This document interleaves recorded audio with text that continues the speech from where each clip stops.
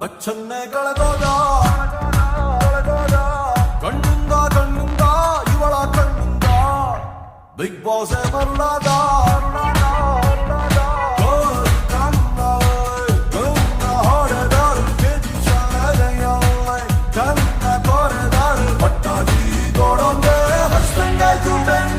ಹೌದು ಸ್ವಾಮಿ. ಮಾಮು ಮಾಮು ಮಾಮು ಸೈಲೆಂಟ್ ಮಾಮು ರೇ ಮಾಮು ಮಾಮು ಮಾಮು ವೈಲೆಂಟ್ ಮಾಮು ರೇ